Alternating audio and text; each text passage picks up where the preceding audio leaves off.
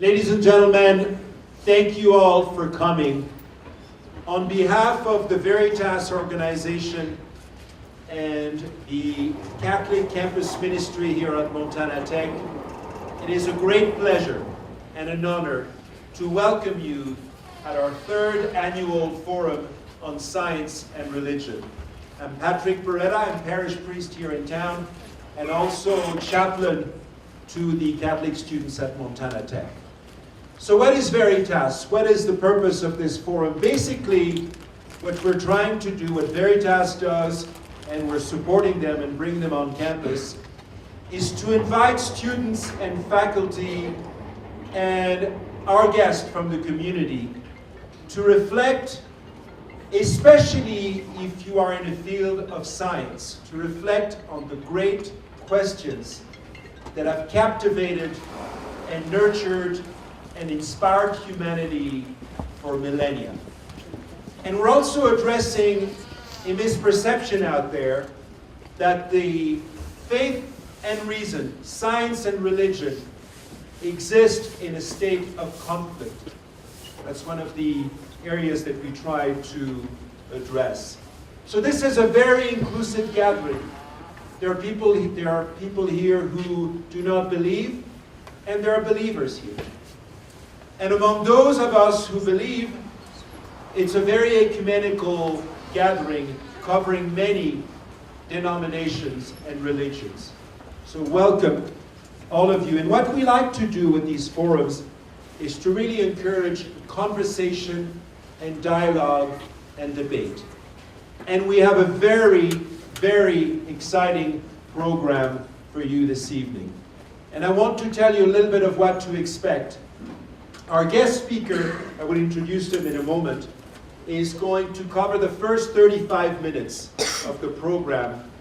And then we're going to have a fascinating dialogue, question and answers, between our guest speaker and our moderator, whom I will introduce to you in a few minutes. And then we're going to have an opportunity for all of you here, and I would like to give a priority to our Montana Tech students, to ask questions of our guest speaker, or maybe of our moderator if you want. And then to close the evening, we're going to have a reception. We have some food, we have some beverages, and we would love you to stay, enjoy something, speak to people, ask maybe an additional question or two to our guests, and that will close the evening. So I want to begin by introducing to you our moderator. I got to know him, and he's a local Butte gentleman. He went to Butte Central. He's a terrific guy. And I want to read a little bit about his career, which is incredibly impressive. He received his degree in science here at Montana Tech in general engineering. And then he obtained a PhD degree from the University of California, Davis, in mechanical engineering in 2007. He was then a graduate researcher with the Berkeley Sensor and Actuator Center in Berkeley. And then from 2003 to 2012, he was with Sandia National Laboratories in Livermore, California, where he was a principal member of the technical staff before accepting a position as assistant professor of mechanical engineering in the General Engineering Department of Montana Tech. He has been working in the field of nanotechnology and micro-electromechanical systems since 2001. His research interests include technological advancements in the understanding and application of nanoscale devices, materials, and methods. He is married. He's got 3 young boys. And the big news about our very honored moderator, Dr. Jack Skinner, is that he has recently been appointed department head. A big thank you for Dr. Skinner for accepting to moderate.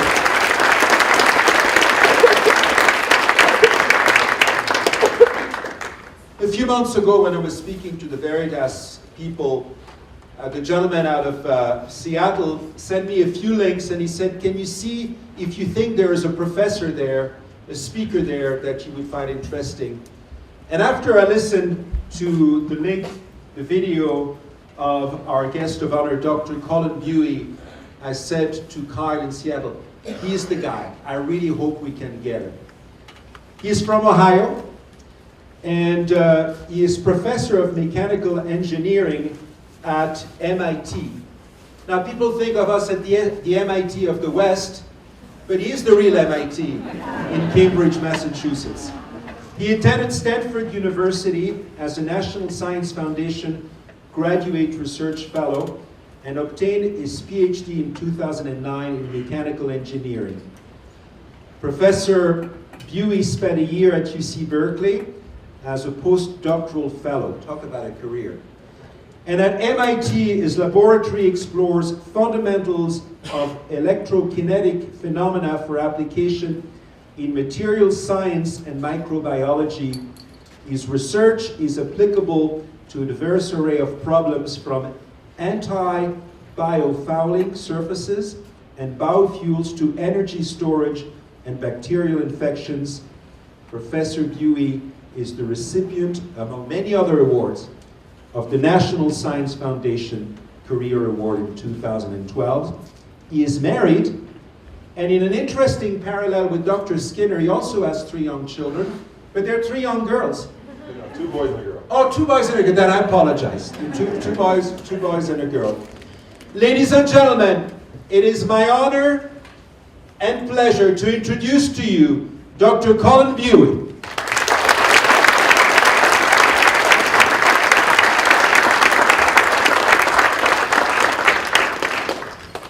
Thank you so much for the introduction, and thank you all for coming out. It's great to be here. If we could get the lights, the guys with the lights to get our, there we go. So we're going to talk about science and faith, and I'm going to spend the first few minutes just talking about my science. So what do I do all day? And you don't need a PhD to understand this talk, so I'm hoping everyone will get a little bit of something out of this. So this work is definitely collaborative. So I've been at MIT for 8 years. So I'm just going to talk about 2 specific things going on in my group to spark your interest a little bit. All the people that you see underlined, those are former students and postdocs that have worked on this. And Professor Gerges is a collaborator from Harvard University. But before diving in, I actually have to tell a personal story. And the personal story is this. It's interesting that me and Daniel were both at Sandia or in Livermore for a while. I was at Berkeley, and then I actually spent a summer at Lawrence Livermore Laboratory, which is essentially right next door to Sandia Labs in Livermore. And my PhD actually involved fuel cells. And shortly after I got to MIT, I started working on more biotech problems. And one of the reasons for it is some tragedy that struck my family. So my sister, who was 35 at the time, I was actually visiting Lawrence Livermore Laboratory to talk to collaborators about 6 months after I started my job at MIT. And I got a call from my brother-in-law just saying that my sister had passed away. Now, she wasn't sick. There was no chronic illness. This was just sudden. So June 10th, 2010, I get a call, my sister is dead. And it turned out that she had died from a bacterial infection from something known as sepsis. Anyone here ever heard of sepsis? It turns out the mortality rate for sepsis, even in the United States, is around 30 to 50%. And my sister was a doctor, and this like, after getting over the initial shock, this kind of captivated me that bacteria were still killing people in 2010. And so I started really just on my own, personally, just looking up and just trying to understand more about bacteria. And I learned a lot of things, and one of the first things I learned is basically that bacteria rule the world. And I'm not joking. I think bacteria rule the world. One, they've been here longer than us. So if you think about life has been on the planet for billions of years. Most of that single-celled organisms. We are like a blip at the end. When you think about resiliency. Now, you guys here, you guys are resilient. But bacteria, they can live, the deepest oceans, tallest mountains, high temperatures, hydrothermal vents at the bottoms of the oceans, low temperatures. They really set the limits, you might say, physical limits for life. Next, they're very productive. Some of you may have just had dinner, so perhaps this is not that appetizing, but in just one of your stomachs, there are more E. coli than humans that have ever lived. Just one of your stomachs, more E. coli, and that's just one species of bacteria. There are actually thousands of species that live in your gut. And because of that, if you take all the humans and you take all the lions and all the tigers and bears, oh my, and everything from the Lion King, you take all the animals and all the plants, and you put them on one scale, and then if you put the microbial world on the other scale, it's about 50-50. So because they're so productive, even though they're small and you can't see them, they're everywhere. They're massive. So they have a huge impact on global processes, even though they're small. Now they don't just have an impact on big things, they also have an impact on us. Quick show of hands, how many of you have heard of the Human Microbiome Project or the Human Microbiome? Okay, so the microbiome is essentially the realization that these bacteria and microbes that live in and on our body actually have a strong effect on our health. They've often been called, these organisms are often referred to almost like they're almost like another organ in terms of how much influence they have on your health. So for example, your body actually contains more bacteria cells than human cells in number of cells. So you are more microbe in terms of number of cells. Now by mass, you're more human, but by number of cells, you're more microbe. There's a tremendous amount of diversity in the microbes that you have. Even between your two hands, there can be up to 83% difference in the microbes on your hands. I jokingly like to think, I think it's because they sample different environments. Like I'm often on my phone with my left hand, and I'm often choking pea sets out of undergrads with my right hand. So they just see different environments, and that's why they have different microbes. There are also a lot of interesting correlations. So if they were to sample all of our stomachs today, they could tell us who was breastfed. Even today. So signatures from those early stages of life are still remain in the microbes that are in and on your body. Now, there's a little secret, and probably many of you don't know this, but most of the bacterial world is unexplored. So what do I mean by unexplored? So let's say this globe, this map of the globe represents this surface area represents all the bacterial species on the planet.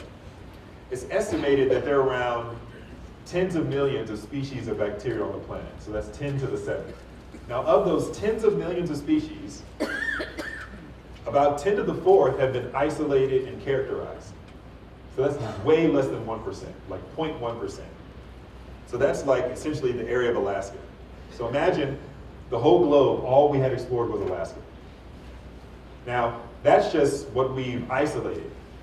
If you think about fields such as genetic engineering or synthetic biology, where we actually use microbes in order to produce useful things for humans, you need organisms where you can actually manipulate their DNA.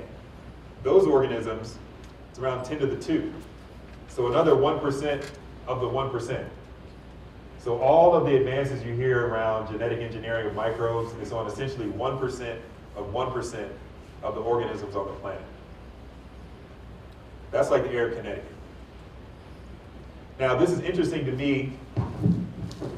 Make sure my mic is still going. This is interesting to me as an engineer, partly because if you just take one species, E. coli, you guys often hear bad things about E. coli, but E. coli actually produces a lot of useful things for humanity. E. coli makes tens of billions of dollars per year in enzymes and chemicals for industrial use. So just one species. So as an engineer, I see all this space and think, how many other E. coli-like organisms could there be out there that we, right now, can't even get our hands on? So my research group, looks at basically these two, you might say, 1% problems. The first problem, there are all these microbes on the planet that we can't even get a hold of. How do we cultivate and get our hands on some of these organisms to learn more about them? And then, of those that we can get our hands on, how do we make more of them amenable to manipulation and genetic engineering so that they can do more useful things for mankind? So on that first problem, this is a well-known problem in microbiology. It's called the Great Plate Anomaly. So typically when you cultivate bacteria and you streak them on plates, These plates basically give them food where they can grow. And it's been known for a long time that 90 to 99% of the bacteria you might see in an environment do not grow on these plates. Now, one of the reasons for this is that microbiology is a field that has largely grown out of necessity, in the sense that it's grown from our need to understand infections. And the beautiful thing about infecting bacteria is they grow very easily. And they grow by themselves. They grow like weeds. You don't need to do special things to get E. coli and Staph aureus to grow. That's actually one of the things that make them pathogens, is that they grow very easily. And they also grow by themselves. The problem, though, is that in the environment, I talked about all these millions of species, you almost never find them by themselves. But all of our techniques for finding microbes rely on isolation. So in the environment, they're always in communities, but then all of our techniques in the lab isolate. And I thought about this with a colleague, and we kind of came to the conclusion, maybe we just don't have them in the right type of environment for them to grow. Maybe they need community. And I thought about it like, would I thrive in isolation? If you took me and put me 50 miles east or west of here, I'm probably going to die. There are a lot of things I need to live. I need Whole Foods, for example. I need the police, because I might be, I'm not a small person, but I can't protect myself. I need Google. I need information. Sometimes useless information, but I need information. So I need a community to survive, and bacteria are very similar. So one of the things we did in my lab, we created these devices that essentially allow bacteria to live within communities. So when you see, this is an artist's rendition, where you see these microscale chambers where we can put essentially one cell, and these cells are physically isolated from one another, but the walls of the chambers are porous. You can almost think of them like prison cells. So the bacteria can talk to one another, but they can't touch. And so because they can talk to one another, they can exchange metabolites, they can exchange goods, they can exchange food, but they can't touch. So if they grow, we still have an isolated strain. So we have a physically isolated strain, but they can communicate chemically. So an example of this is shown here. Here we're exploiting something called quorum sensing, where these red cells, or the red that you see, those are fluorescent bacteria, and there are thousands of them, which is why you see it just blanket bright red. And so those fluorescent red bacteria, when they reach a certain population density, they start secreting a molecule. The green bacteria, they only fluoresce green when they sense that molecule. So essentially when they sense this communication. So when you see the green and the red, they're actually talking to one another. And we're visualizing that communication using these colors. You can almost think of it like a social networking platform for bacteria. Bacterial Facebook, maybe. So let's say I look at the orange organism, it can talk to the green one, it can talk to the blue one, but you see that yellow one is kind of isolated. And so we're using this to try to understand how bacteria relate to one another in communities and to grow those 99% of the organisms that are currently difficult to grow using isolation alone. So earlier I showed this picture. I want to talk briefly about the second problem. So that's something we're doing to get more of these organisms to grow, but what about making more of them amenable to processes like genetic engineering? So it's genetic engineering is already changing our world. So here I'm showing numbers for market sizes for genetic engineering using microbes and bacteria. These are already multi-billion-dollar markets in therapeutics, chemicals, and in biofuels. And there are new frontiers where there's a lot of investments such as synthetic biology, where here I'm showing just last year about $1 billion was pumped into new companies that are trying to leverage synthetic biology for genetic engineering. Now there's another problem here. The problem is that genetic engineering is not deterministic. It's unpredictable. So who here has an Android or an iPhone? Okay, so many of you. So when you bought your phone, you buy your phone, it's got some software loaded and some hardware. But if you need a ride, if you need Uber, you actually have to download an app.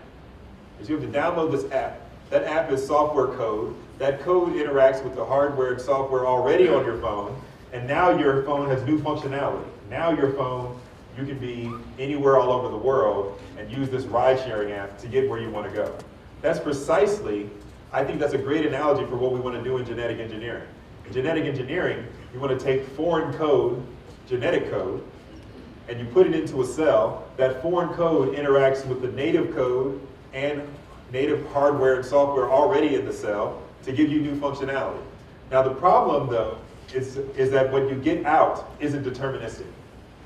So in software engineering, we're far better at engineering your code that will lead to our desired output. In genetic engineering, it takes a lot of trial and error. So this trial and error process is known as the design, build, test cycle. Design in the sense that you design your code, your genetic code that you believe will yield the output that you want. You build it, you take that code and then you put it into the cell. You put it into the machinery. You then test it. Because you didn't know what you're going to get, you have to test it afterwards to see what you got. And then you learn from what you see. Now, there have been advances in recent years in 3 of these areas. So in the area of design, the cost of DNA synthesis has been plunging rapidly. So now it's very cheap to synthesize DNA. Because it's cheap to synthesize DNA, you can test a lot of different code. So that allows you to test a wide array of code so that you can figure out which code is going to lead to your successful genetic engineering project faster. In the area of testing, there's high throughput testing, things such as FACS, that allow you to take the results that have come from your cell and figure out which ones are giving you the output that you like. And then in the area of learn, there's been many advances in bioinformatics and machine learning that allow you to take all this data and figure out what is happening inside the cell. However, this build step that I'm showing here at the top right, they're essentially doing many of the same technologies that they've done 30 or 40 years ago. So everything else has been advancing, but the speed at which we put things into the cell has been about the same. One of the ways this is done is something called electroporation. So in electroporation, you have a cell and you have electrodes. So here I'm showing a cell. The 2 black bars are electrodes. You apply a potential, and the cell polarizes and the surrounding media polarizes, but there's going to be a potential drop across the membrane. So essentially, you have a disproportionate accumulation of charge inside and outside of the cell, and so the cell actually feels some stress because of this charge difference. It turns out that when that charge difference leads to a potential that's around 1 volt, the cell will actually open pores to relieve the stress. So you apply an electric field, the cell feels this electrical stress. When that stress gets high enough, the cell opens pores, because opening pores allows ions to move through and lower the stress. Now, when you open those pores, not only ions can go through, but things like DNA or CRISPR constructs or other things can get into the cell that you want to do for your genetic engineering. So I'll skip these 2. Basically, that's what I said. Once the potential gets around 1 volt, these pores open up and allow things to travel in. Now, this process of electroporation, unfortunately, is very slow and tedious and involves a lot of manual pipetting. So even today, where we have automated liquid handling robots and we have bioinformatics, when it comes to electroporation, generally speaking, it's still very manual. I went to a company that's trying to leverage automation in order to do high throughput genetic engineering, and they have 96-well plates automated, moving all around their lab. But when it comes to electroporation, they take the plates off the line, and they have 2 PhDs pipetting back and forth and hitting a button to do the electroporation. So even now, the state of the art, they can do maybe 20 to 100 samples per hour. And so when people want to do high throughput electroporation, they usually try not to because it just takes too long. I think this problem has been articulated well by a 20th century philosopher, Sweet Brown. Ain't nobody got time for that. So we were looking at this and we thought, well, could we do any better? So there have been advances in all these other areas. How do we make this faster? So what we've done, we've taken what normally happens in those cuvettes and we've put them inside of a pipette tip. So that entire electroporation process that used to happen in a cuvette and involved a lot of pipetting, we actually put it into a pipette tip. So now the very instrument that's doing the liquid handling can now do the delivery of the foreign DNA. So it turns out that this is about 10 times faster than what you can do using the manual process of pipetting. It's more efficient because of the way we're delivering the electric field, but we can also scale this up very easily to 96 or 384 experiments in parallel. Ultimately, this process will be about 10,000 times faster than what people can do today. So to put 10,000 in perspective, that's like the difference in speed traveling by rocket to the moon versus a racehorse. So 10,000 times faster. So this is just some data. The main point of the data is we're better than the state of the art. That's the main point. Here I'm showing the number of, here we were looking at E. coli, the number of E. coli that we were able to genetically transform or change compared to the state of the art. And this is just on a single channel, so this is not 96 in parallel. So we're already a couple orders of magnitude faster just using a single channel in terms of our ability to deliver DNA to cells. So being at MIT, we actually founded a company to try to leverage this, and we were funded by a new ecosystem at MIT called the Engine. So if you look in the back right, that's me. On the far right, that's Paulo Garcia. He's my co-founder in this venture, where we're looking to really make this even faster and apply this broadly. And to give you some perspective, I talked a lot about bacteria, but it turns out that this is also useful for mammalian cells, and some applications that we're looking at now involve cancer immunotherapy, for example, where they want to take your immune cells and engineer them to find your cancer rather than giving you chemotherapy. So I'm going to end the research side of the talk, but I feel like I wanted to let you guys know I am a real scientist. They didn't just find me off the street. Well, they did find me on the street, but I happen to be a real scientist. A lot of this work has been funded by generous support from government agencies and tax dollars, NSF, DARPA. I'm a big proponent, personally, of funding federal research because it impacts my livelihood. But we've started this company, and that company actually grew out of NSF and DARPA funding, which is taxpayer dollars. Right? So those taxpayer dollars are ultimately moving towards something that's going to be commercial and will be, hopefully more jobs. So with that, I'm going to change gears a little bit, and I want to talk about our subject, which is, can a scientist believe in God? So can a scientist believe in God? And to get into that, I think we're really talking about faith. So in the introduction, faith came up, like our faith and reason, are those things incompatible? So I think we first need to talk about, well, what is faith? So if any of you are like me, I want to make sure we're on have the same working definition. If you go to a subject for the first time, what do you do? Google search. I'm actually pretty sure some of you probably Google searched me. If you Google search me, this is the type of stuff that you get. Unfortunately, my name is very unique, and so when you Google me, everything you see is me. So I can't hide on the internet, unfortunately. Now, thankfully for us, just like LeBron James and fake news and the Black Panther movie, faith actually has a Wikipedia page. So you can look up faith on Wikipedia. So I'll give you the Wikipedia definition of faith, and it's this. Faith is confidence or trust in a person or thing or a deity, or in the doctrines or teachings of a religion. It may also be belief that is not based on proof. Now you'll notice here from this definition that faith is firstly a trust in a person or a thing. Now you may not think you have faith if you don't believe in God, but the fact is all of us have to have faith every day just to live. You may not have faith in God, but you're putting faith in other things just in your daily life. For example, you go to how many of you go to a stoplight and the light turns green and you start going before looking? But do you look both ways and make sure no one's running the red light? You actually don't. So where are you putting your faith? You have faith that the other drivers on the road are going to obey the laws. Right? So even if you are a skeptical person, many of us exercise faith every day. So now I'm a parent, and as a parent, you learn a lot of things. And one of the things that you learn is that when it comes to parenting, everyone is just making it up.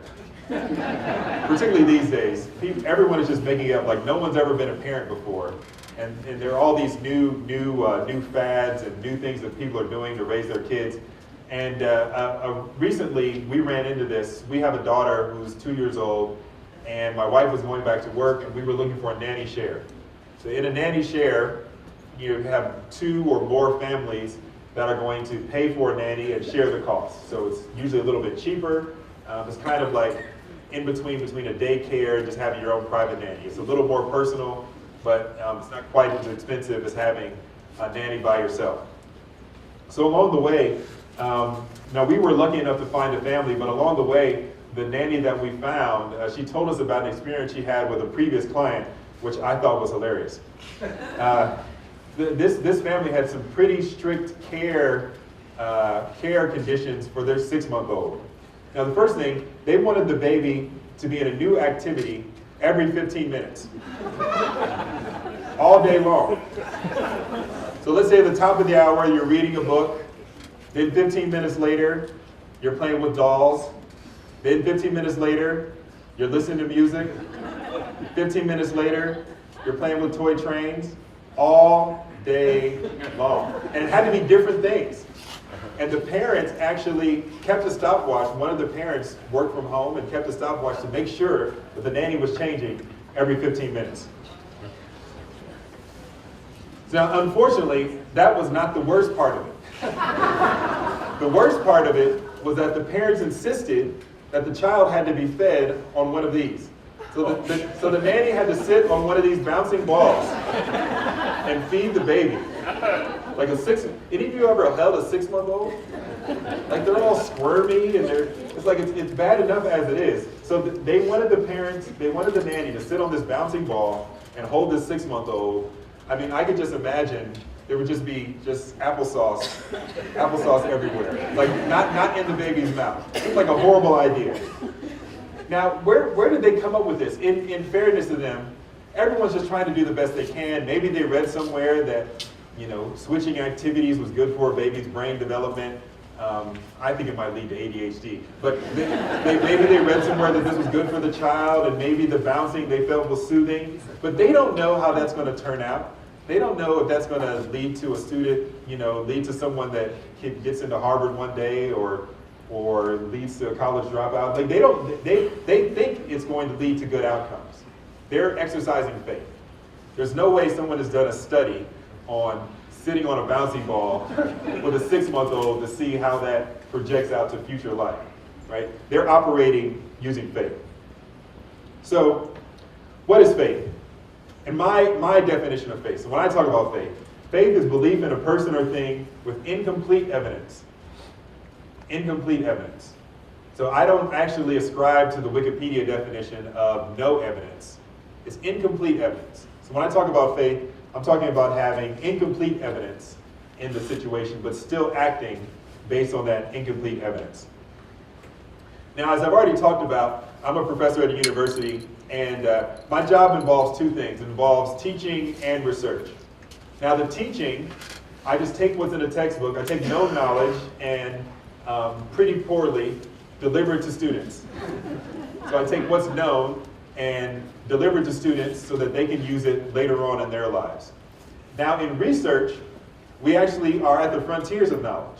So we don't know what we're going to find. We don't know, where we're going. We often will take a hypothesis, but that hypothesis is based on faith. If we knew what was going to happen, it actually wouldn't be research. When you know what's going to happen, that's what's in the textbooks. The boundary of what you know is research. So scientists actually have to conduct research using an awful lot of faith. Like if you were going to be a top-notch researcher at the frontier, by definition, you have to exercise a lot of faith because you don't know where you're going. You don't know what is going to happen in the end. So I'd like to give some examples of people in science, and including myself, that exercise faith at various points. Now, when I went to Stanford for graduate school, and when I first got to graduate school, I was tasked with designing a new type of fuel cell. So a fuel cell, you could think of it like like a hybrid between a battery and a combustion engine. So a battery takes chemical energy and converts it directly to electrical energy, which is one of the reasons they can be highly efficient. But an engine takes fuel, combusts it, and turns that into mechanical energy ultimately. In a battery, you have a finite amount of charge, or a finite amount of chemical energy that you can use, and then once you've used it, you have to plug your battery back in or switch out the battery. For a combustion engine, as long as you have fuel, it keeps running. I say a fuel cell is like a hybrid because a fuel cell also, like a battery, converts chemical energy directly to electrical, but like a combustion engine, it runs on a fuel that you continuously bring in. So you don't charge a fuel cell. A fuel cell has a fuel tank, and so as long as you have fuel in your tank, you can continue to derive your energy. Now in particular, I was looking at low temperature fuel cells, and in these fuel cells, we were taking hydrogen and air and getting useful energy, waste heat, and water. The problem in these systems is that the water is low temperature, and so some of the water is in liquid phase, is liquid water. But we have these gaseous reactants. So as you build up this liquid water, it actually can prevent your gaseous reactants from performing their function at the electrodes. Sorry, did we lose the mic? Okay. It seems like the mic is going in and out. I apologize for that. Maybe I will, do we have the other mic?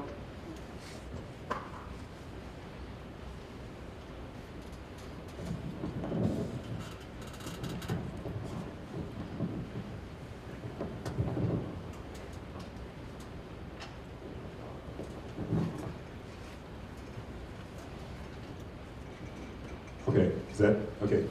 I'm gonna try this. We'll see how this works. So as I was saying, you have these gaseous reactants that want to react at the electrode, but you also have this liquid water which is building up, which is a product of the reaction. And so you have to be able to get that liquid water away in order to have an efficient fuel cell. And so what my task was actually to design a fuel cell that used these pumps that have no moving parts. So what I'm showing at the top, that's actually a pump. So what you see moving in and out is liquid water, and these pumps use something called electro osmosis, which I know sounds a very complicated word. Essentially, we apply an electric field, and upon application of electric field with these really small channels, that pump consists of several small microchannels. And when we apply an electric field, charges in those channels move and pump the liquid. So we have this pump with no moving parts that we can integrate into a fuel cell. Now, when I was first tasked with this research, there were two PhDs, so two postdocs, who had been working on this for 6 months and were unable to get it to work. In fact, my PhD advisor gave me this project, and one of the postdocs pulled me to the side and said, that's never going to work. You might say, ye of little faith. But in spite of that, in about 6 months, with a lot of long hours and a lot of effort, I actually derived the fuel cell that you see at the bottom, which ultimately led to my PhD. So ultimately, I got this thing to work. Now, in all those long nights, what was the evidence I had? The evidence I had was, well, I knew these pumps worked, and I knew fuel cells worked, but no one had ever integrated them. And in fact, the two postdocs who had tried before me had both done so unsuccessfully. Now, what was it that kept me going? I didn't have any examples to say this was going to work. It was faith that I was ultimately going to be able to make this happen. There was no way I knew that it was going to happen. Now, in a lot of cases, for many of you in science, and including myself, I've had faith that ultimately turned out to be unwarranted. Ultimately, the thing didn't work. But yet still, what keeps you going in those moments, in my opinion, is faith. You have this incomplete evidence that you think something can happen, and you keep pushing through. So I want to give some other examples. Another example is the story of the light bulb. So who knows who is this? Thomas Edison. Okay. So Thomas Edison is credited with inventing the light bulb, though he had a huge team to help him do this. So the story of Edison actually begins well before he actually invented the light bulb, because several other people had actually invented incandescent light bulbs before Edison. What Edison did was make one that was lower cost and slightly better efficiency and lasted longer. So he made a lower cost, more durable light bulb, you might say. Now, Edison was a pretty interesting character, and he was so sure that he actually started working on this project to make a low-cost light bulb, to make gas lamps obsolete, and he actually pronounced victory before he had it. So he actually came out and said that, you know, gas lamps and other types of lighting were going to be obsolete, and 2 years later, he still had nothing. Now, could you imagine if Apple announced an iPhone and 2 years later still didn't have one? That wouldn't be a good look. Now, in spite of, you know, those setbacks, Edison had a lot of critics, as you can imagine. But in spite of those setbacks, he kept plowing forward. And it turns out that one of the key elements that he was missing was the right filament material for the incandescent lighting process. Over several months, his team tested over 6,000 different filament materials. 6,000. Then, and when they ultimately found a suitable carbon material, and in 1881 at the Paris exhibition, they debuted their new light bulb. And the demonstration was a huge success. Now I have to imagine that along the way, maybe material 5,000, they had to think, they must have had some doubts. Yet they continued to work. They had doubters, they were losing money, the press and the media was all over them. There were probably many chances where they could quit.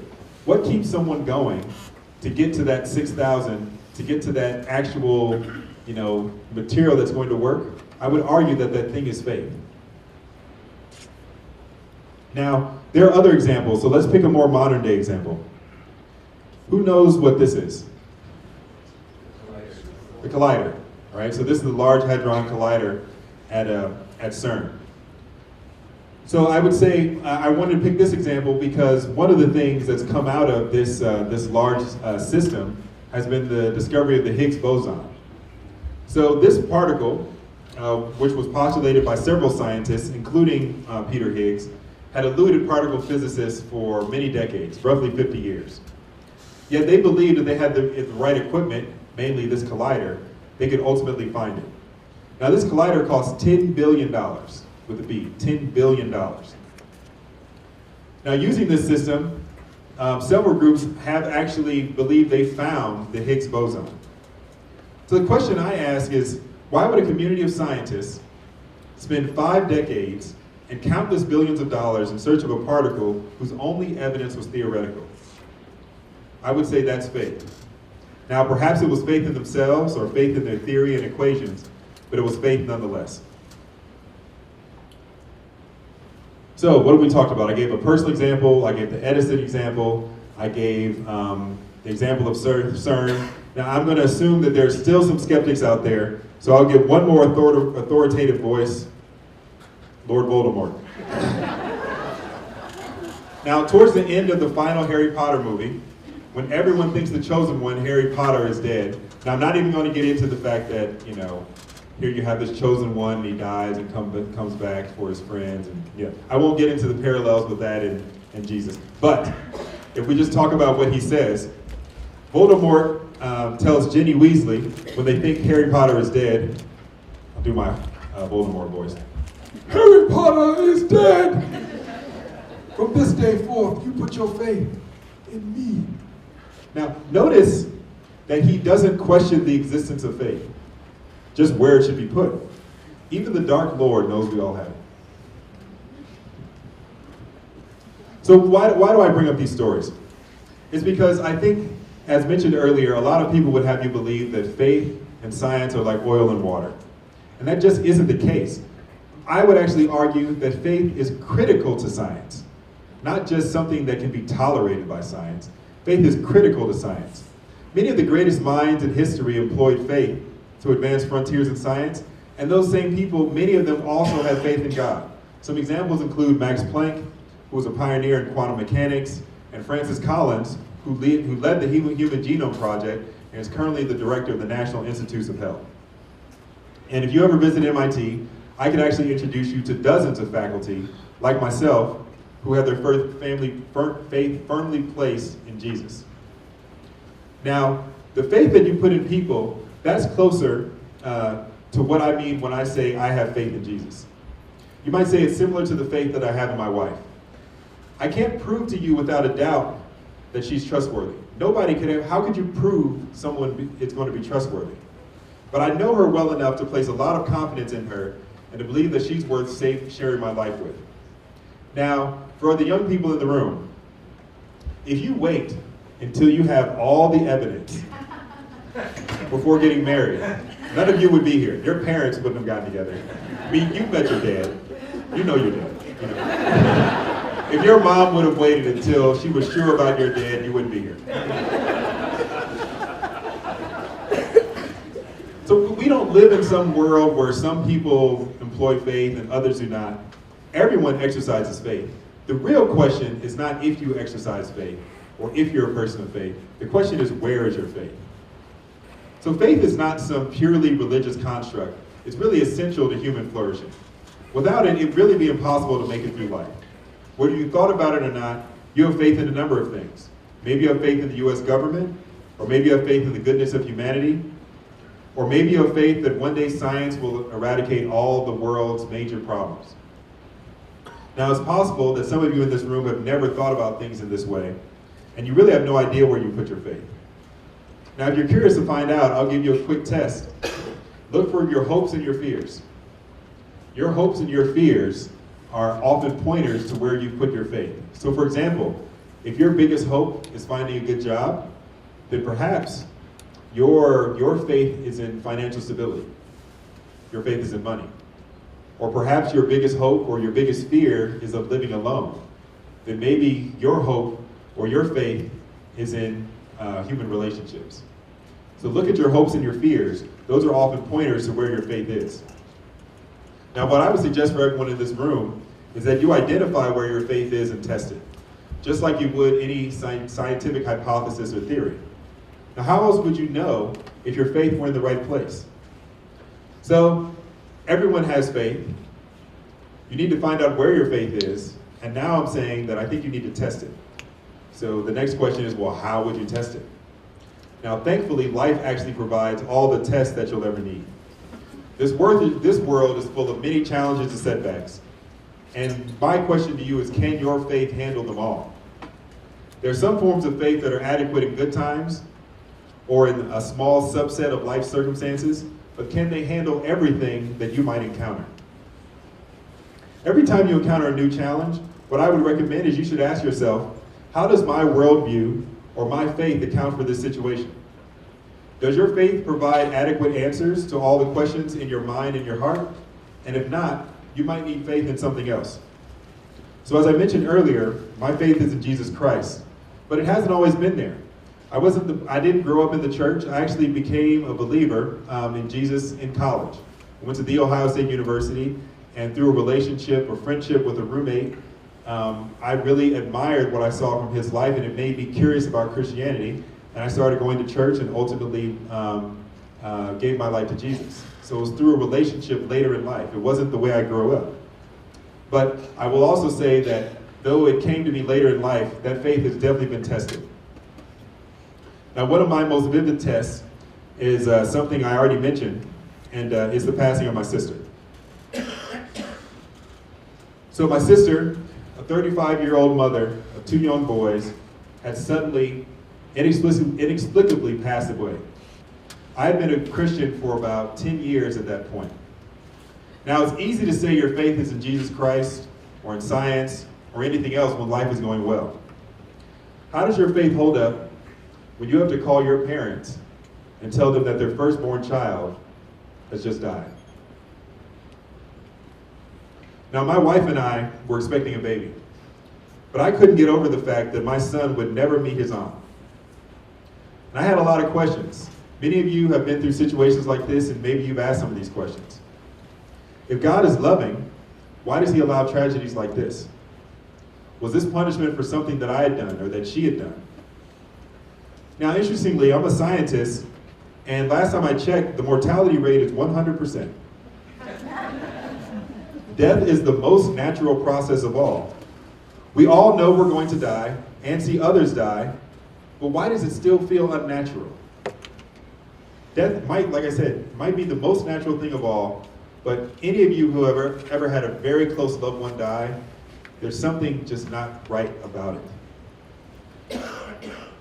Now, I must confess that I never got an answer to many of my why questions. But what I did get was something better. Now, all the questions I had about my sister really boiled down to one. God, how can I believe you love me if you'd allow so much pain? The answer is this. Through Jesus, and really only through Jesus, do you have a God that endured pain. Jesus came and suffered so that we wouldn't have to suffer alone. There are many faiths and many religions out there, but none of them purport to have a God who comes down and enters our world, comes down, enters our world, and suffers with us. The question of suffering comes up often when people try to have counter arguments for Christianity. And they say, for example, the question usually goes like this: how can there be a loving God when I see all this suffering in the world? And my answer is always the same. I don't believe in a general loving God, some omniscient, benevolent God that's kind of mystical. I believe specifically in Jesus, because Jesus, as depicted in the Bible, is a God who came down and suffered with us. He suffered with us. So it doesn't tell you why we suffer, but it does tell us why not. It's not because he's not good. It's not because he doesn't love us, because he suffered with us. Think about it. Anyone who you love, you've suffered with. Anyone you love, you've suffered with. So I can believe in a good God and I can believe in a loving God because Jesus suffered with me. If Jesus didn't suffer, I couldn't have made it through my situation with my sister and still believe in a loving God if that God didn't suffer. So to close, my question to you is not if you have faith, it's where is your faith? Where is your faith? And when you locate it, I suggest you test it and you look and find out, does it really answer all the questions that you have about life? And if not, I suggest you explore and find something that will. Thanks.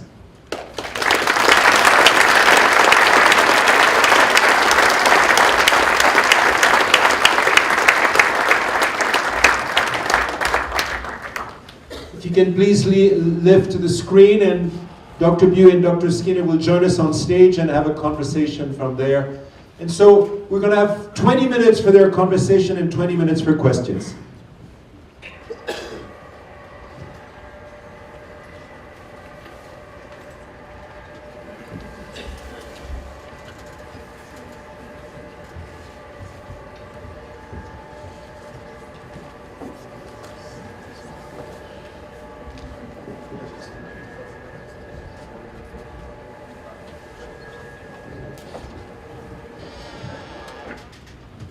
All right, is this working?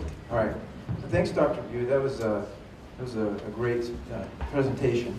And we were talking before this. Generally people become professors who like to talk, and so between the two of us, we could talk probably 5 hours. We have about 20 minutes, like we said. I'm going to ask a couple of questions.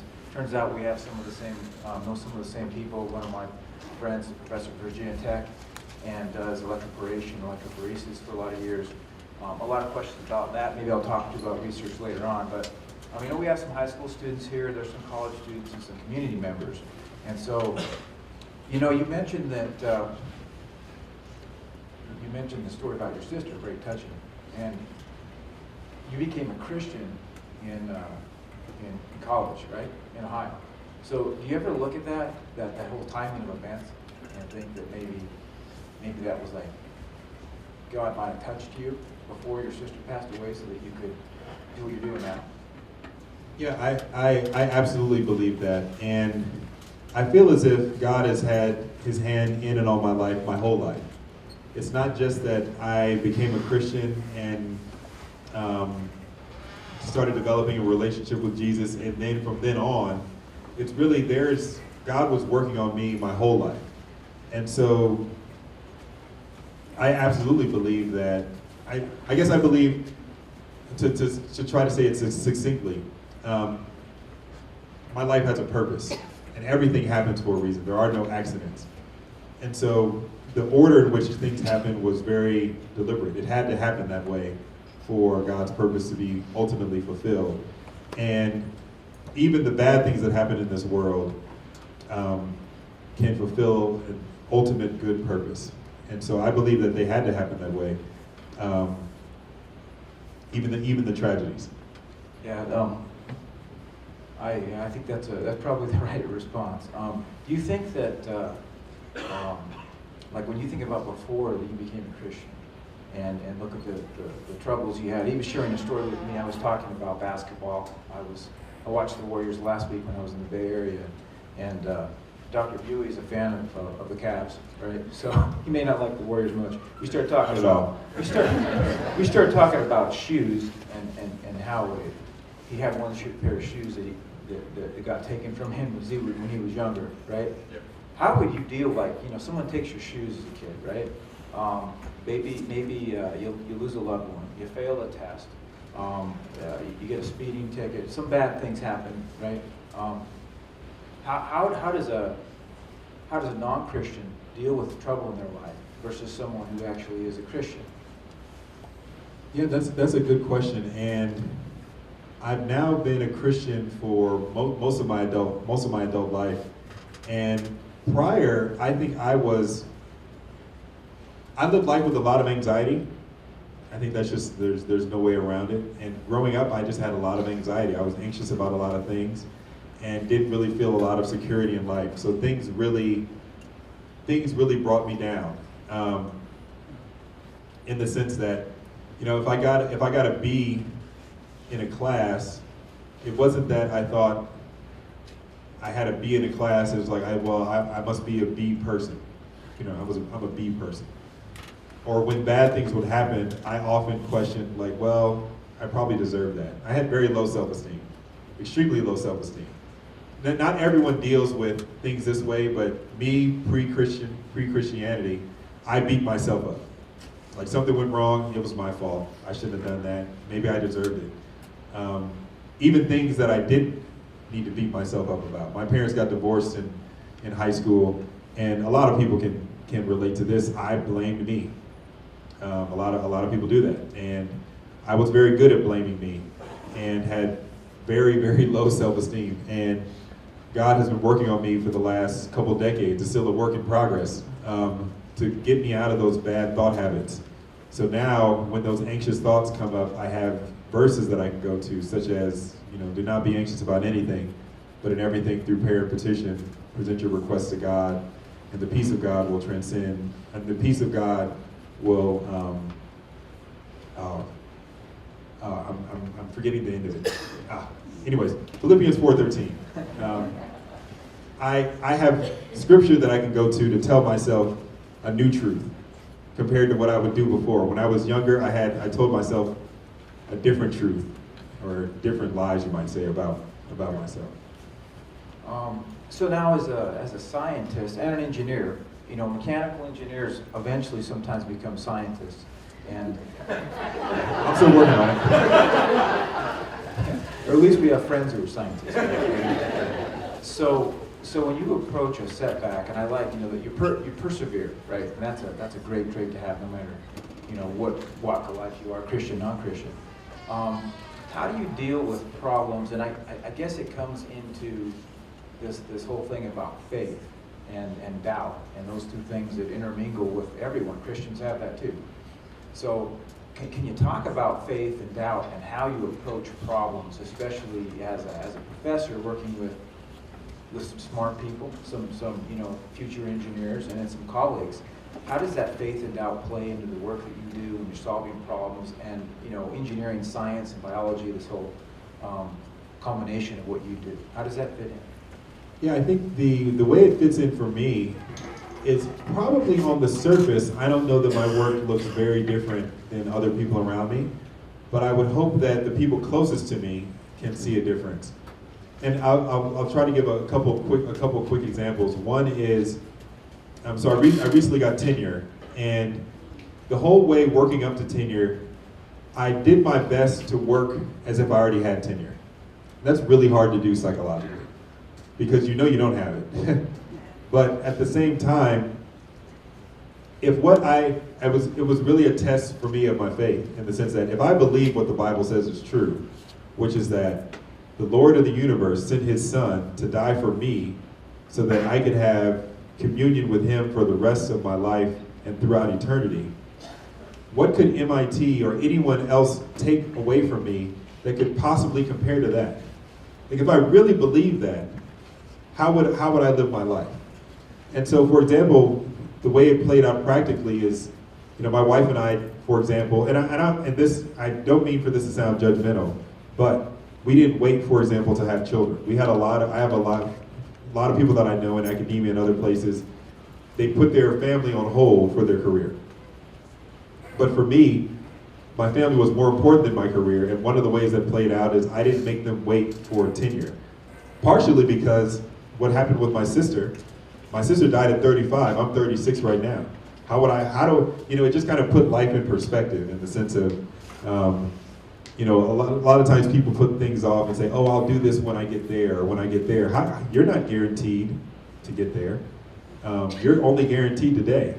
You don't have to be sick to die. You don't have to be old to die. And the Bible teaches that very same thing. So I worked, you might say, as if I had tenure. The phrase that I would say to people is if I had tenure in heaven. God, and not a tenure that I earned, but a tenure that Jesus earned for me, that no one else could take away. If I really believed that, how would I treat my students? How would I treat my family? How would I treat my colleagues? How would I pick my research problems? I was a bit more, in some ways, ambitious and took some risk, partly because, I tried to live that out. It wasn't perfect, but that's how I tried to live out my work. Yeah, great. So one of the things that always comes up when I was asked to, MC this, the scientists and engineers, and a lot of these people were scientists and engineers, and all, they did everything at once, and mechanics. A lot of the equations that we actually refer to in the fundamentals in the textbooks, a lot of these people were Christians, right? If you go back, and they basically tried to get closer to God by understanding nature, right? His creation, and so things have changed somewhat from those times. What are your thoughts on that? Like the reasons why that's happened in the in the scientific community, that it's there's been maybe fewer scientists that are driven by they're not Christians at all, and it's basically God is kind of out of the picture. And so, what are your thoughts on that? Like, how did the scientific community get to that point? Where do you think it'll go in the future? Yeah, I think there are a couple reasons. I'm not an expert in this, though I am very fascinated by the question. I think one of the reasons is there's been a lot of skepticism and antagonism maybe between the church and science. So you had many cases of the church persecuting scientists who were Christians themselves. So those very unfortunate historical events, I think, have started driving wedges between the church community and the scientific community, where, as you say, it used to just be one, right? People viewed science as a way of worship. People viewed their scientific work as a way of worshiping God. That's how I view it, in the sense that I read Genesis and I read that the world was created, and I think personally, when I read Genesis, what I read is why the world was created. Like, the world was created for God to enjoy. The first day, God said, "Let there be light," and there was light.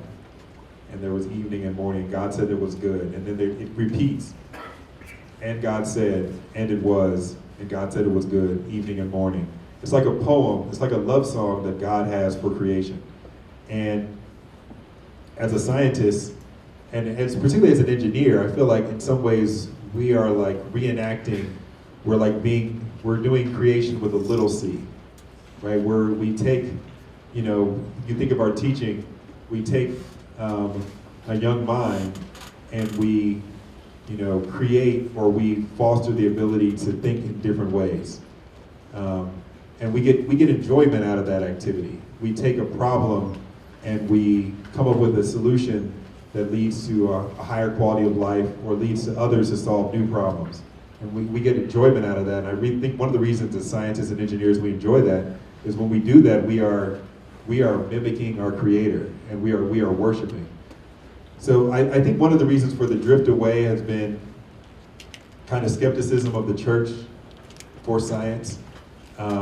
There's this thought that, oh, scientists are trying to explain away God, and so we don't want to have scientists around. And that has kind of put up this, in my opinion, a false barrier between church and the scientific community, because it's not, there's nowhere in the Bible that suggests that, you know, man should explore the creation. If anything, what I see from the Bible actually encourages that exploration, not discourages it. That's a good point. So when you go around and you were sharing, this is probably the smallest school he's been to recently, although what was the smallest school he went to recently? Colgate, maybe? Colgate, but he was some really big schools. So when you go around and spreading your faith, you might see some opposition, some people who are going to challenge you a little bit. What's your thought, though, about, as a scientist, and truth versus hypothesis, and trying to back up that hypothesis, and how does Christianity stand up to scrutiny? When you come out here and as a scientist, the facts are the facts, and how have you seen that play out in terms of Christianity being challenged over all these years? Yeah, I think that's a great question. And to me, it all kind of starts and ends with Jesus, in the sense that I believe that Jesus is real. He was a real person who was God, who lived on this earth at a real point in time, affected real people's lives, really died, and really was resurrected. I believe there really was a resurrection. I believe Jesus is real. He's not some idea. I believe that's a historical fact. And so then you might ask, well, what's the evidence for that historical fact? If you look at others in history, a great example I've heard is Alexander the Great. And the writings on Alexander the Great were like 400 or 500 years after he lived, yet they're considered authoritative. The writings of the apostles and the Gospels on Jesus were 40, 50 years after he lived. Like, relatively speaking, that's like Twitter for the ancient world. And Paul's writings are even sooner. Paul's writings, his letters to churches, which some of them very clearly lay out the gospel message that Jesus lived, he was God, he died for our sins, and was resurrected.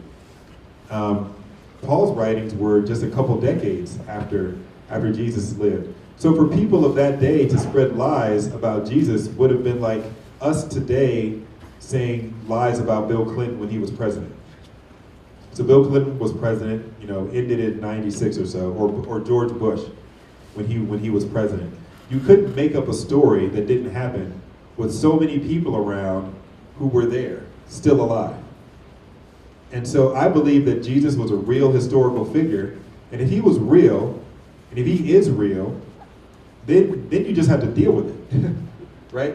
It's not a matter of opinion on, oh, do I want to believe in him or not? It's like, well, he's real, then what do I do with this information? This man who said he is the way, the truth, and the life, who died and was resurrected. Like, I have to take his writing seriously, and then a lot of other things flow from that.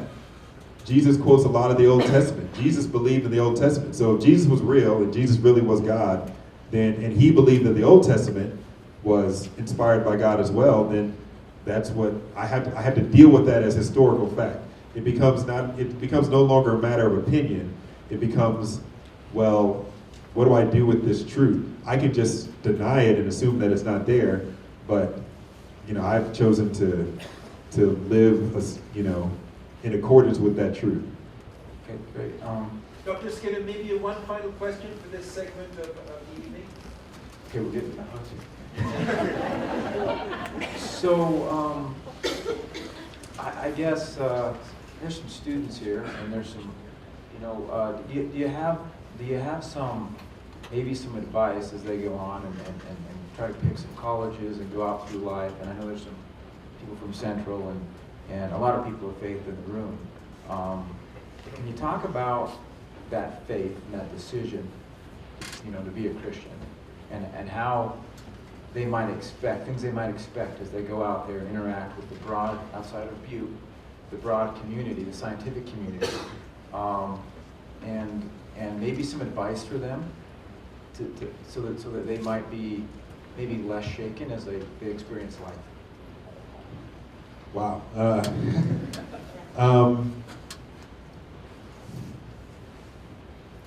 I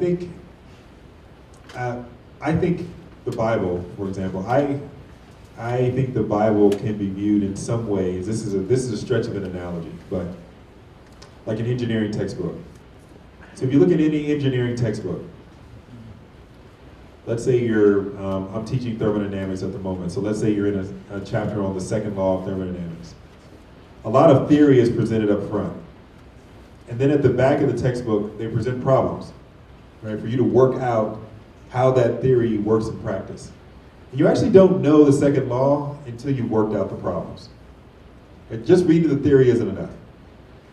And I believe wholeheartedly being a Christian is the same way. And actually it's the same way with whatever your faith is. You need to put it to the test and you need to work it out. So for example, the Bible has many promises. You need to work those things out. When things come up, you need to go to it and use it. And that's the only way that it actually is alive in your life. I think a lot of people profess faith, but don't actively use it.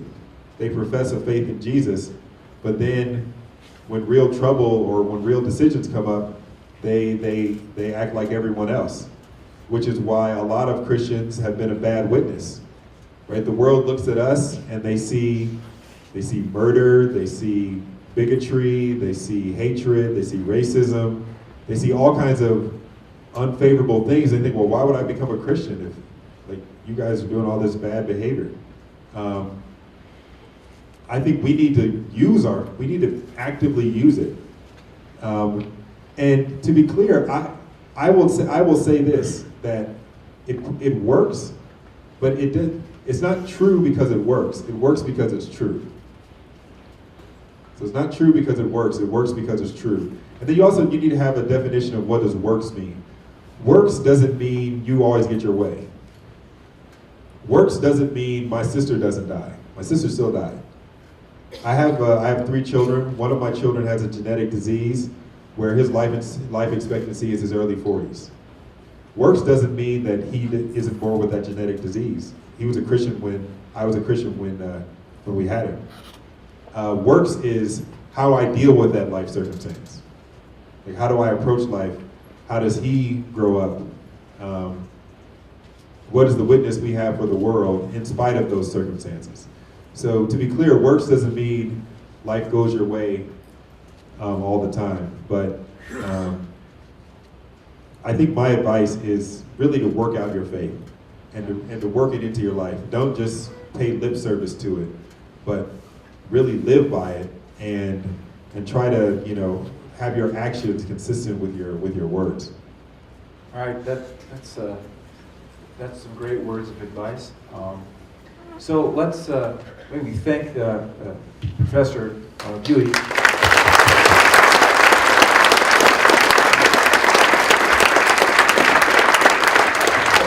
So we have about 20 minutes for some Q&A. Exactly. And then we will wait for you to point out to the person, and Pat or I will bring the microphone, and then you can address your question to either Dr. Buie or even Dr. Skinner if you wish. So, who would like to begin? If you don't ask questions, you have to stay here for an hour listening to us.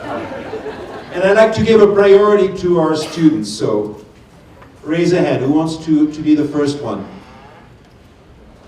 Otherwise, we'll go back to the conversation. Oh, there you go. Here's McKenna. Well, first I just want to say thank you for making the trip out here and for your wonderful talk. But I guess my question is this. You talked a lot about faith starting with, or your definition of faith being incomplete evidence. So in research and in science, a lot of times there's conflicting evidence.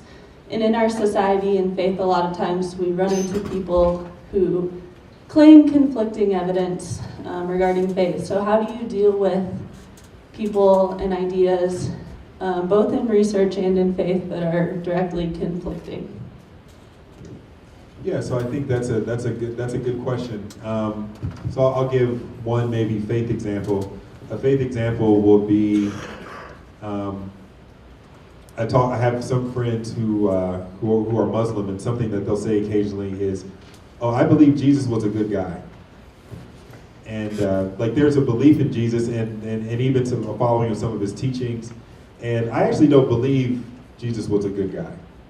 I kind of believe it's bimodal. Either Jesus was God or he was crazy. Like the stuff that he said, I don't know that it actually leaves much of a middle ground. And so I think it sometimes takes some I actually don't have a problem with conflict. Conflict actually, I think, can lead to truth. I think a bigger problem these days is more apathy, where does it matter? It's not, oh, was Jesus real or not? Does it matter that he was real? Like, can't we just live in his spirit? Or like, why does Jesus have to be the only way? I think that's a bigger danger I see, at least on the faith side. It's not that people have conflicts, it's much more so that there's this thought, well, you can have your faith and I can have my faith, and this person can have their faith, and it doesn't matter what that faith is. I think that's it basically is saying that what you believe doesn't matter, regardless of what it is. Just kind of like a watering down of spiritual life, which I think is a bigger issue than our conflicts. When we have conflicts, there you have two people that have passion and actually believe that it's important. I can have a great discussion with someone who's passionate from a different angle, agnostic, atheist, Judaism, because coming from a point of passion, we both believe this thing matters, and I can actually relate to that a lot more than the belief that, oh, it doesn't really matter, right? Now, on the science side, conflict is interesting because you see a lot of, sometimes you see some pettiness come out of conflict. I don't know if you've seen this in... No, I have not. No comment. I mean, we like to think of scientists as being objective, but I'll never forget talking to a colleague who was proposing a new theory in an area that wasn't his. He was a physicist and he was getting into something in biology. And he was not a religious person, but what he said was that the way people attacked him was very dogmatic and almost like persecution. Like they had a belief in their theory, and then when he proposed his new way of thinking, which had evidence, people vehemently attacked it within science. And there are lots of examples of that within science. We like to think of scientists as these, benevolent, purely rational people, but we're just people. We're really just people. And some of the same problems you see in other areas of the world, you see in science. So even amongst rational thinkers, you see often there's a lot of reluctance to accept a new theory. There's a lot of revisionist history in science, and we make it think like it's just been this linear progression. But so I'll give one quick example. Sorry, I'm like talking too much. You guys need to ask questions, or I'll just talk all night. But I heard a talk by Richard Feynman, or read a transcript of a talk by Richard Feynman. One thing he talked about was something called pathological science, where you get an idea in your head, and then you take your hypothesis and you look at it as real, and then you look at all your data through that lens, and then you basically get the answer that you wanted. So an example of this was the elementary electronic charge. And so Millikan, and around the turn of the 19th century, got like 95% of the way to the fundamental electron charge. And then it took the scientific community 70 years to get the next 5%. So he did all this work and got 95% of the way there. And it's because people, as they would do their data, if they were too far from Millikan, who had a Nobel Prize, then, well, there must be something wrong with me, right? Because Millikan was right. So the charge just creeped up for 70 years until they got it. Because people didn't believe data that was too far from what Millikan had. And that was scientists. Sorry, I don't know if that answered your question, but.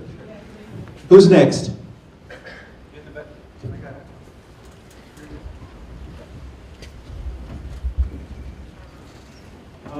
What would be like your viewpoint on like science's explanation for like the formation of stars and planets, or like evolution, like us all coming from single cell organisms, as opposed to like Genesis in the Bible? Like, what's your viewpoint on that? Yeah, I alluded to this a little earlier, and I will admit I am not an expert on astrophysics and the theories of the early universe. What I will say is this, is that I view Genesis as certainly the first couple chapters of Genesis, not all of Genesis, but the first couple chapters of Genesis are more, in my opinion, telling us why the world was created, not how. And so there are a couple examples of this. One is, let's say if we take the creation story, I should probably just read it, but let's say we take the creation story, and God said, let there be light, and it was good, and then it's like evening and morning the first day. But the sun isn't created for like a couple days. So how did you have a day before the sun was created? It's like, and so then the question becomes, well, why is it conflicting itself? Well, I think it's because it's not talking about a day in our sense. I think it's talking about a time period. It's indicating some period of time, a passage of time. I don't think it's depicting our day. But all that said, I don't think the point of it is to tell us how. I think the point of it is to tell us why the world was created. It was created for God to enjoy. God loves the world. He enjoyed it. He celebrates and dances over the world. And this world is created, thus this world is good. This world isn't an accident. I actually was reading a book around creation and Genesis from a particle physicist. And this particular gentleman was Jewish, and he pulled out some old writings. There was a Jewish scholar who, like 1,000 years ago, essentially postulated the Big Bang. And it was totally based on his exposition of Genesis. And with the way the characters were written and the way Genesis is set up, he wrote like 1,000 years ago that the universe expanded from something no larger than a mustard seed, which is a very tiny seed, with a tremendous explosion of energy. He basically describes the Big Bang long before Einstein, long before relativity, long before any of that stuff, and he gets it from the Bible. So, I don't know. I think the Genesis is one of those things where it's not really meant to push for the details. I think that it's not supposed to be a scientific treatise on how the world was created. Think of who wrote it. It was written thousands of years ago. Would that person, if God had said, let's say hypothetically, if we said that the Big Bang Theory is correct, how would he have explained it? How would God have explained that to a man thousands of years ago? So, anyways, I don't see any issue anymore. Right? When I actually first became a Christian, this was maybe my biggest hang-up. When I first became a Christian, I believed that Jesus was real, and I believed that there was a historical Jesus. But when I read Genesis, it just didn't make sense. It's like, how was the world created in X number of days? It just didn't really sit well with me. And it took a long time of stewing over it before I came to where I am now, where I feel perfectly comfortable with what's written in Genesis and my scientific beliefs.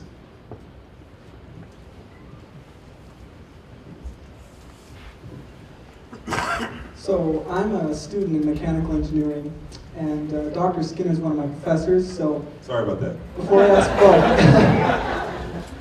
my question, I want to take advantage of this golden opportunity and say he's my favorite professor. Brandon, he needs to pass his classes this semester. So what he's doing. anyway, this question is open to both of you, but going along the lines with your definition of faith, I have to trust that you have faith that the Bible is true over conflicting religious texts. So what do you see as evidence in favor of the Bible over texts that say the Quran with the Muslim religion? So I'll give a quick caveat, and this caveat is that this is a tough question because I haven't studied the Quran in depth, and so I am not an expert on the Quran. I'm a layman with the Bible. Like, I've read the Bible through cover to cover many times, but at the same time, that doesn't make me an expert. Like, I haven't read it in its original language. I haven't seen the original, scrolls that they were transcribed from, which some people have.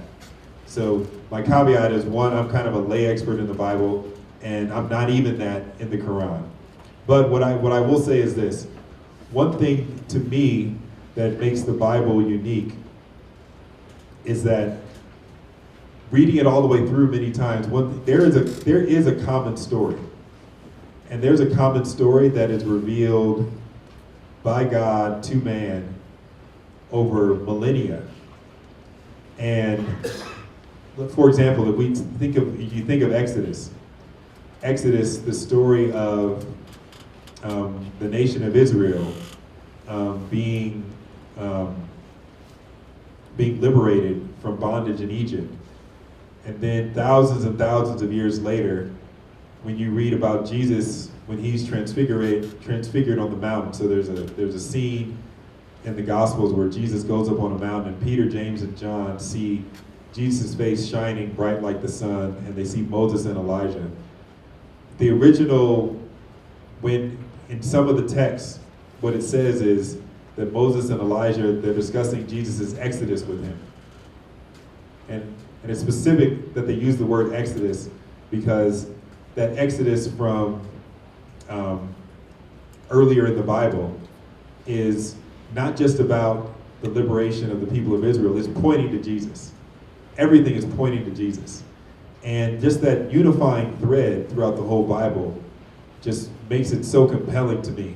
And every time I read it, I just see that thread more and more. And it's whereas, for example, with the Quran was given to one person.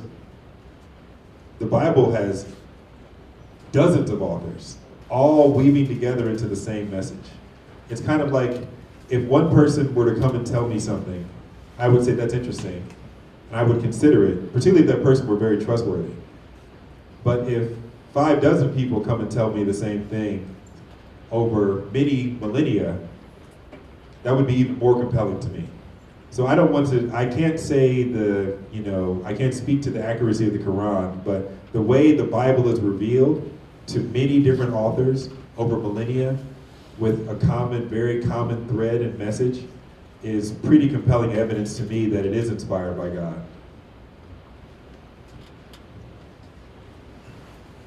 Any more students? Otherwise, we open it up to non-students. Anybody from the faculty wants to ask a question?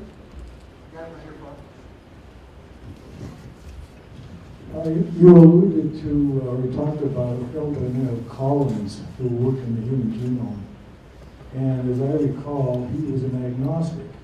And because of his work on the genome, he saw things that he said, oh wow, this couldn't possibly be by chance. There has to be a God.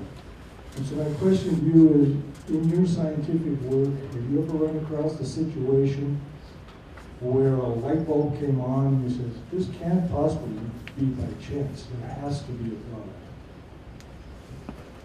Well, what I will say is this: I don't think I've discovered or worked on anything quite as significant as the human genome.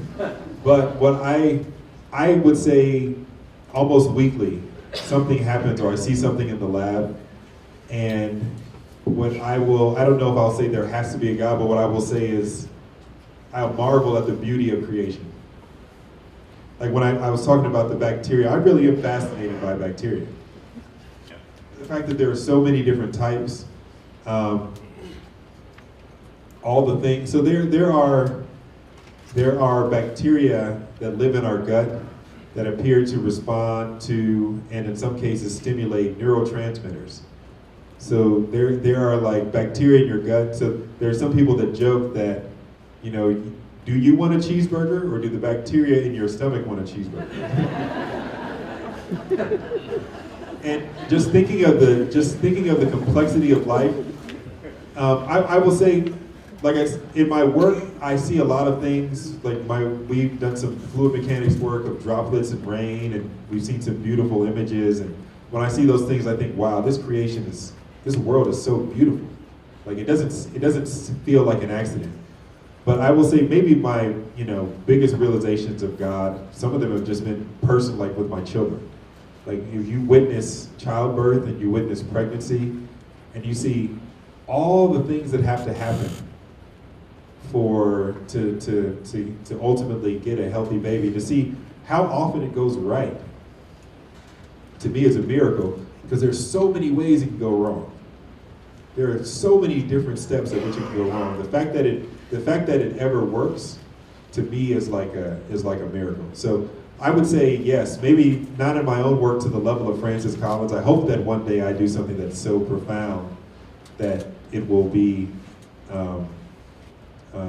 very compelling evidence for the existence of a creator and an intelligent, design or plan behind the world. But what I will say is a lot of my work, I look at it and I think, wow, this world is amazing. It's amazing that the world works like this. It's so beautiful. It's so intricate and so ordered. And it's further evidence to me that, or further reinforces my faith, I guess. We have time for 2 quick last questions.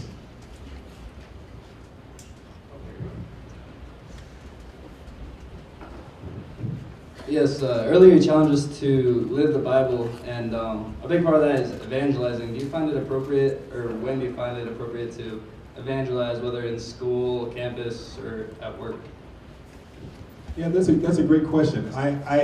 So I'll try to make 2 quick points. Anyone here seen Black Panther yet? You can be honest. So a few people have seen the movie.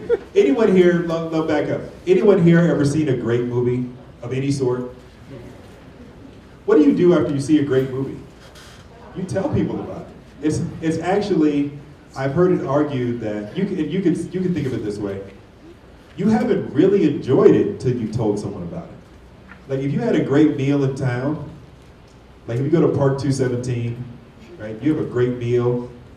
You want to tell people about it. Like you actually haven't really completed enjoying it until you told people. So in some ways, I feel like evangelism is just it's just going to be a natural result of really experiencing Jesus. Like if you realize that, like I said, the Lord of the universe loves you individually so much that he would send his own son to die rather than live in a world where he couldn't have a relationship with you.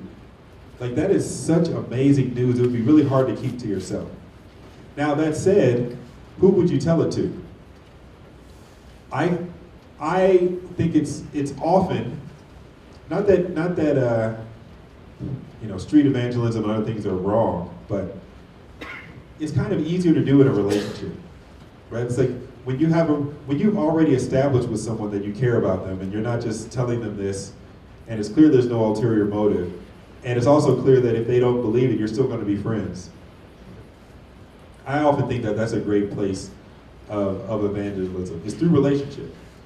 So start a relationship with people, and just as you would, tell a friend about a great movie you saw or a great meal you had, even more so, you would think that if they're living in close community with you, you're going to tell them about your faith.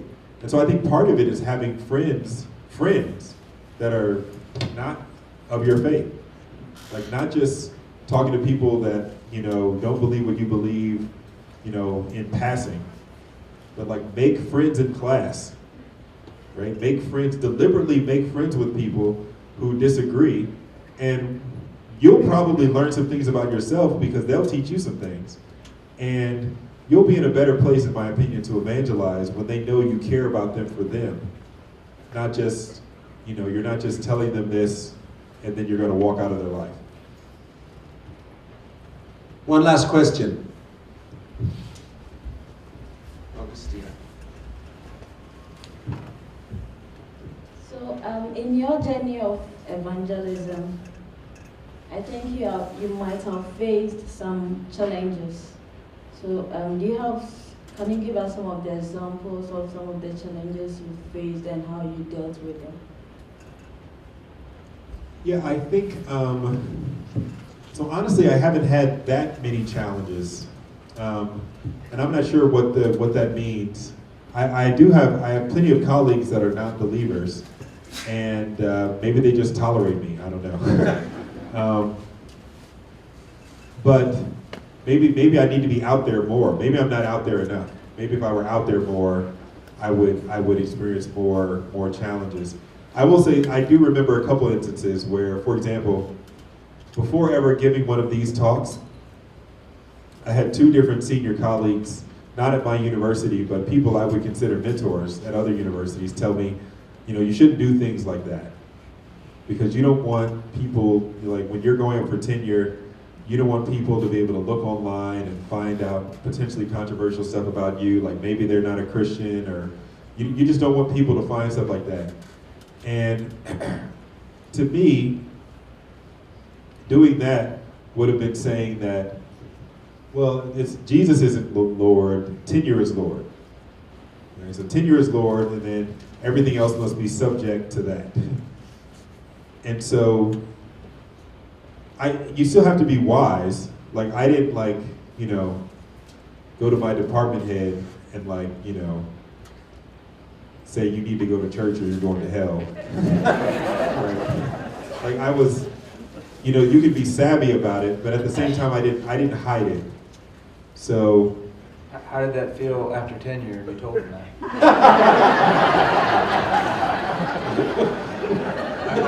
I did tell. I still haven't told him that, and I wouldn't tell him that. I wouldn't tell anyone that. But that's not good news. That is part of the Bible, but that's not the gospel. It was part of it. It is part of it, but that's not the good news. I would hope that I could share the gospel with him, and he would listen.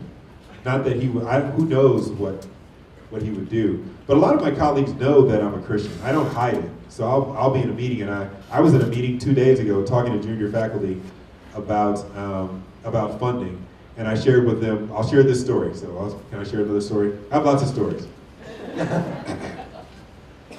Maybe 4 years ago, so right in the middle of the tenure process, I went through a very severe funding drought, where for about a year to a year and a half, literally every proposal that I wrote didn't get funded.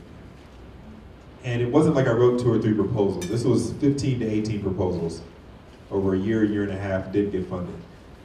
And I was very distraught, because it's easy to think, well, I need this funding in order to hire students. I need students, so my group can publish journal papers, and I need to publish journal papers if I'm going to get good letters. And if I don't get good letters, I'm not going to get tenure. That's where my mind went.